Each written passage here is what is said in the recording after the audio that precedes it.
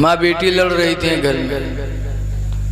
उनके घर में दूध बिकता था तो माँ कहती थी बेटी दूध में पानी मिला दे। लड़की कहती थी अम्मा दूध में पानी मिलाकर बेचना अमीरुल मोमिनीन ने मना फरमाया है, इस्लाम में हराम है दूध में पानी मिलाकर दूध बेचना। बुढ़िया कहे मिला तो यहाँ बैठे देखा था अमीरुल मोमिनीन मिला। आजकल जत्ता काम घर के हो थी बुढ़िया औरतें कराती हैं, मिला पानी। लड़के ने कहा अम्मा शर्म की बात है कि अमीरुल मोमिनीन के सामने हम फरमा बरदारी का हुक्म भरें, दावा करें और पीठ पीछे मुखालिफत करें। ऐसा नहीं होगी, ऐसा नहीं होगा माँ। हजरत उमर ने सुना, निशान लगा के घर पे चले आए। सुबह हुई सिपाहियों को भेजा, भैया इको बंद कर दो अगर चला रहे हो तो, इको न चला। सिपाही लोग गए, दोनों को पकड़ के लाए। हजरत उमर ने पूछा रात में क्यों झगड़ा कर रहे थे? तो लड़की हक पर थी इसलिए बोल पड़ी, महतारी नाहक पर थी इसलिए चुप। लड़की बोली अमीरुल मोमिनीन मेरे घर में दूध बिकता है और ये मेरी माँ है, रात में मुझसे कहती थी दूध में पानी मिला दो। मैंने कहा था दूध में पानी मिलाकर अमीरुल मोमिनीन ने बेचने से मना किया है, तो कहती थी नहीं मिलाओ। हजरत उमर ने उसकी माँ से पूछा कि आखिर तुम क्यों दूध में पानी मिलाने पर बच्ची को मजबूर करती थी? तब उस औरत ने अपना वाक़या बयान किया कि अमीरुल मोमिनीन मेरे शौहर फला जंग में शहीद हो गए, मैं बेवा हो गई, मेरे घर में रोज़ी कमाने वाला कोई नहीं है, सिर्फ थोड़ा सा दूध होता है, इसी दूध को बेचकर मेरी और मेरी बच्ची की ज़िंदगी गुजरती है। अगर खालिस दूध बेच लूँ तो मेरी और मेरी बेटी की ज़िंदगी का गुजारा नहीं हो सकता। मैं मजबूर हो के पानी में दूध में पानी मिलाती हूँ ताकि ज़्यादा का बिक जाए और मेरी बेटी की ज़िंदगी का गुजारा हो जाए। हज़रत उमर ने जब सुना तो लड़की किस ख़ानदान की थी? ग्वालिन ख़ानदान की, अहिरिन। इस ज़माने में अहिर लोग, अब तो अहिर गैर मुस्लिम होते हैं, उस ज़माने में अपने में भी दूध बेचने वाले हैं। तो वो अहिरिन ख़ानदान की, ग्वालिन, नीचे तबके की। और अरब में सबसे ऊंची बिरादरी किसको माना जाता था? कुरैश। जैसे हमरे तुम शेख पठान, सैयद, बाकी सई, नौ, मनिहार, ये सब नीची बिरादरी माने जाते हैं। बोलो होता है कि नहीं होता? शेख पठान ऊंचे। ऐसे अरब में कुरैश ख़ानदान सबसे ऊंचा ख़ानदान माना, कुरैशी। ये चिकवा नहीं जो झूठी कसम खा था, ये कुरैशी मुराद नहीं है। वो कुरैश वो ख़ानदान था जिससे मेरे नबी का ताल्लुक़ था। हज़रत अरब कुरैश ख़ानदान, हज़रत उमर कुरैश ख़ानदान के सबसे ऊंचे ख़ानदान के उमर। लेकिन हज़रत उमर रदी अल्लाह अन्हु ने जब सुना कि वो बेवा औरत मजबूर होगी दूध में पानी मिलाकर बेचती है, तो हज़रत उमर ने अपने बेटे आसिम को बुलाया और फरमाया बेटा आसिम, ये बेवा है और इसके ऊपर इस लड़की का खर्च का बोझ है, इसकी वजह से दूध में पानी मिलाकर बेचकर गुनाहगार होती है। ऐ मेरे बेटे आसिम, तुम इस लड़की से निकाह कर लो, अपनी बीवी बना लो ताकि इसका खर्च का बोझ तुम्हारे सर पर हो जाए। बेवा औरत का सर हल्का हो जाए ताकि वो गुनाह से बच जाए। हजरत आसिम ने उस ग्वालिन लड़की को निकाह करके अपनी बीवी बना लिया। हजरत उमर की बहू बन गई। 1400 बरस गुजर गए लेकिन आज भी उसका तस्करा मिंबरों पे होता है। हजरत उमर ने क्या देखा? बिरादरी नहीं देखी, दौलत नहीं देखी, बल्कि हजरत उमर ने उस लड़की के अंदर खौफे खुदा देखा कि इसके अंदर खुदा का डर कितना है कि रात की तन्हाई में भी अपने खुदा से डरी और दूध में पानी न मिलाया। सिर्फ खौफे खुदा देखकर अमीरुल मोमिनीन ने उस लड़की को अपनी बहू बना लिया। ऐ लोगों, हजरत उमर की ज़िंदगी हमारे तुम्हारे लिए नमूने अमल है। कुरान कहता उस लड़की से निकाह करो जो औरत तुम्हें लड़की पसंद आए। आज हम पसंद में दौलत देखते हैं कि सबसे ज़्यादा दौलत अगर लड़की की आए तो हमको जहेज ज़्यादा मिलेगा। आज जहेज के चक्कर में हम मालदारों की लड़कियों को तलाश करते हैं।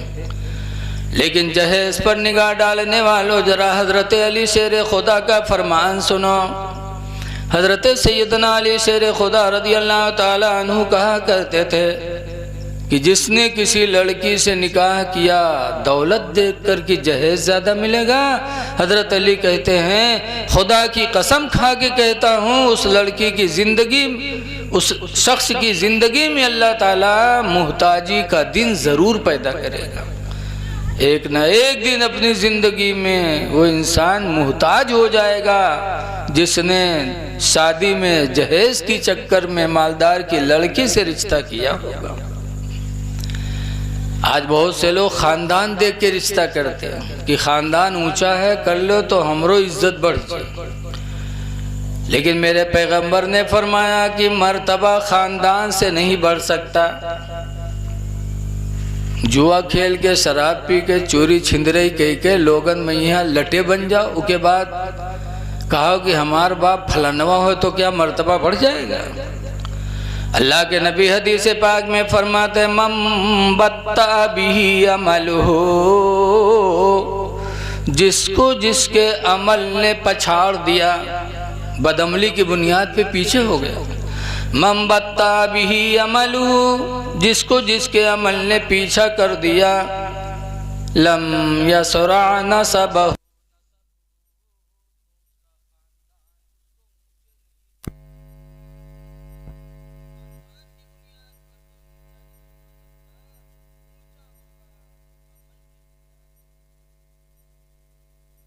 तुम लड़की का ख़ानदान देख के रिश्ता करते हो कि ख़ानदान ऊंचा है तो हमारा नाम पैदा होगा।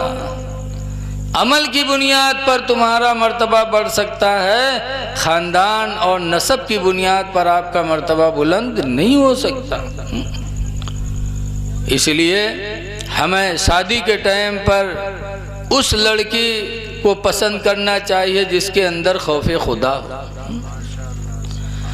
वो लड़की कितनी खुशनसीब निकली, हज़रत उमर की बहू बनी और फिर उसके पेट से कैसी औलाद पैदा हुई?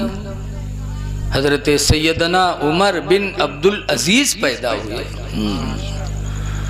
वो उमर बिन अब्दुल अजीज़ जो खिलाफत राशिदा की आखिरी कड़ी बन के चमके और ऐसे खौफ खुदा वाले उमर बिन अब्दुल अजीज़ बने कि उन्होंने खिलाफत का काम अंजाम दिया, बादशाह इस्लाम बने। और ऐसी नेकी का जज्बा कि हज़रत उमर बिन अब्दुल अजीज़ के यहाँ एक मेहमान आए, रात में बैठे बात कर रहे थे मेहमान से। उसके बाद हज़रत उमर बिन अब्दुल अजीज़ उठे और गए, चिराग की बत्ती कम किया। कोई उस वक्त बिजली वगैरह तो थी नहीं, चिराग जल रहा था, तो हज़रत उमर ने जाके चिराग की बत्ती को नीचे किया। मेहमान ने देखा तो कहा हुजूर हमको कहते मैं जाके कर देता नीचे बत्ती। हज़रत उमर बिन अब्दुल अजीज़ कहते हैं कि मेरे नबी ने तालीम दिया है कि अपना काम अपने हाथ से करो, अपना काम अपने हाथ से करो, दूसरे से न करवाओ। दूसरी बात उन्होंने ये बताई कि चिराग की बत्ती ऊंची थी, रोशनी ज़्यादा हो रही थी और ज़्यादा रोशनी की कोई ज़रूरत नहीं थी, इतनी रोशनी से भी काम हो रहा है। तो इसलिए मेरे नबी के तालीम है कि फ़ुज़ूल ख़र्चे से बचो, उतना ही इस्तेमाल करो जितना तुम्हें ज़रूरत हो। इसलिए मैंने चिराग की बत्ती कम कर दिया कि वो तेल बचेगा तो दूसरी ज़रूरतों में आएगा। ऐसे नेक इंसान उमर बिन अब्दुल अजीज़ पैदा हुए, अमीरुल मोमिनीन थे और शक्कर की बोरी पीठ पर लादे और अल्लाह के बंदों में शक्कर बांटा करते थे उमर बिन अब्दुल अजीज़। आज प्रधान से कहा हो कि चावल के बोरिया पीठी लाद के घरे घर बांटे तो बांटी, कोटेदार बांटेगा। और वो अमीरुल मोमिनीन थे। शक्कर की बोरी पीठ पर ला देते थे और अल्लाह के बंदों में तकसीम किया करते थे। एक दिन किसी ने कहा, अमीरुल मोमिनीन आप किसी से भी बंटवा सकते थे, आप बांटते हैं और शक्कर बांटते हैं, आप चाहें तो पैसा बांटें। कहा ठीक है, पैसा भी दिया जाए, लेकिन शक्कर की बोरी लाद कर इसलिए शक्कर बांटता हूँ कि अल्लाह ने कुरान में एक आयत नाजिल फरमाई है, लन तनालुल बिर्रा हत्ता तुनफिकू मिम्मा तुहिब्बून। हरगिज़ नेकी नहीं पाओगे जब तक अपनी महबूब चीज़ खुदा के नाम पर खर्च नहीं करोगे। तो महबूब चीज़ जब खर्च करोगे तब नेकी मिलेगी। और मुझे शक्कर बहुत पसंद है, तो जो चीज़ मुझे पसंद है वो अल्लाह के नाम पर मैं अल्लाह के बंदों में बांट रहा हूँ, ताकि अल्लाह मेरी नेकी कबूल कर ले। ऐसे खौफ खुदा वाले इंसान पैदा हुए किस पेट से? उस लड़की के पेट से जिसके दिल में खौफ इलाही था। तो ऐ लोगों, निकाह पसंद करो, उस औरत को पसंद करो जो खौफ खुदा वाली हो और उससे निकाह करो। निकाह ऐसी इबादत है कि हदीस पाक में अल्लाह के नबी फरमाते, नबी हुरैरा काला काला रसूलुल्लाह सल्लल्लाहु अलैहि वसल्लम, हज़रत अबू हुरैरा से रवायत फरमाते अल्लाह के रसूल ने इरशाद फरमाया, मन तज़व्वजा, जिसने शादी कर लिया, फ़क़द इस्तकमल निस्फ़द दीन, तो उसने आधा दीन मुकम्मल कर लिया। निकाह किया तो आधा दीन उसने हासिल कर लिया। फलियत्तक़िल्लाह फ़ी निस्फ़िद्दीन, तो चाहिए कि वो अल्लाह से डरे आधे दीन के बारे में। अल्लाह से डरे क्या मतलब? कि आधा दीन निकाह से पा गया और आधा दीन जो बचा अल्लाह से डरे, यानी हलाल रोज़ी कमा के अपनी बीवी बच्चों को खिलाए, तो उसने पूरा दीन हासिल कर लिया। तो इसलिए निकाह बहुत बेहतर है, लेकिन अफसोस है कि इस निकाह में लोग, निकाह सुन्नत भी है, इबादत भी है, लेकिन इसमें कैसी खुराफात करते हैं सुन्नत में, और फिर हम नाच करते हैं और नाच में पतुरिया बुलाते हैं, फिर उसको हम देखते हैं। अपने नबी की ज़िंदगी को भी तो देखो। रसूल करीम सल्लल्लाहु अलैहि वसल्लम एक मर्तबा जा रहे थे, हातिम ताई की लड़की का गुजर हुआ, और हातिम ताई की लड़की मुसलमान नहीं थी, ईमान नहीं लाई थी, ईमान भी नहीं लाई थी और रसूलुल्लाह की जानी दुश्मना भी थी। जंगों में जाती थी सरकार से मुकाबला करने के लिए। ऐसी हातिम ताई की लड़की एक दिन गुजर रही थी नंगे सर।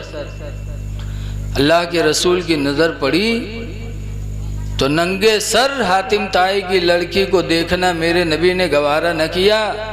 उठे और गए और अपनी चादर रहमत उतार कर हातिम ताई की लड़की के सर पे डाल दिया। तब हातिम ताई की लड़की की आंखों में आंसू आए।